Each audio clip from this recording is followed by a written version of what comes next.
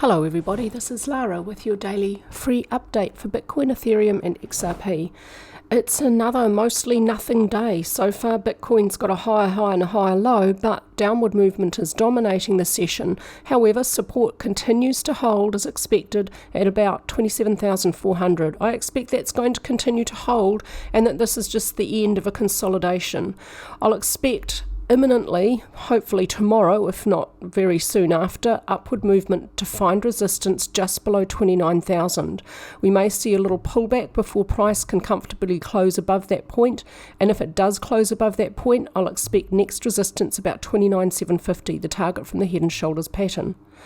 So we're developing a red candlestick with a bearish upper wick. Volume is declining again as price is essentially moving sideways for 3 days now. Normal behavior, consolidations are normal, price won't move in a straight line. An upward trend is still indicated and ADX still a few days ago gave the strongest bullish signal it can give. So I do expect there's still an upward trend. RSI is still not overbought, nor is money flow, so there's a long way to go before this trend reaches danger territory of being reversed. It's in a really early stage. This is a very bullish look for Bitcoin. The daily chart for Ethereum is moving lower. I had expected that yesterday's low was quite likely to remain intact, but I said if it does move lower, I don't expect to be by much or for too long, and look out for support at this trend line. And so far today, that is what's happening. For Ethereum, I see price in the very early stages of a third wave at 1, 2, 3, 4, 5, 6 degrees. At higher time frames, there's also intermediate, primary and cycle. So this is an extremely bullish wave count.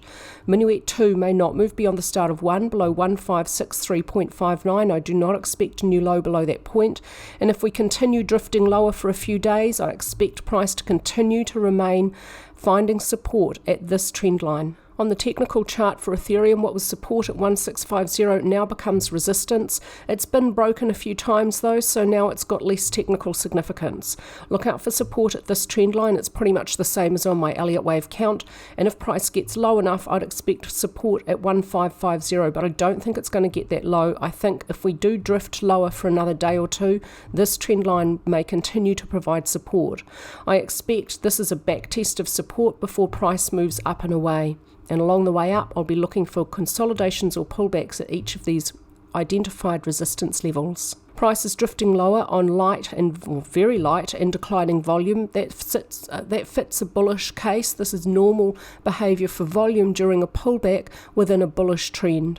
ADX is still declining for Ethereum, so there's no clear trend. But in this instance, rather than using that model of support and resistance with stochastics, which would expect a lot more downward movement, maybe to end at 1550, I'm going to use this trend line and look at this typical behavior of price breaking through resistance, backtest of support.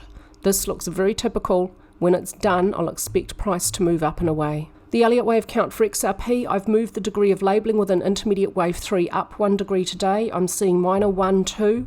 Minute 1, 2, minuet 1, 2, so now a third wave at 1, 2, 3, 4, 5, 6 degrees above intermediate. There's also, at higher time frames, primary and cycle. Again, this is a very, very bullish wave count for XRP. XRP found strong resistance at 55 cents. It's drifting sideways and lower today. I expect support, if it got down that low, to be found at 0.4875. I've added the support line today to sit across these lows along here and back over here during this consolidation. For XRP today, as it's drifting lower, light and declining volume, the volume profile remains bullish for XRP.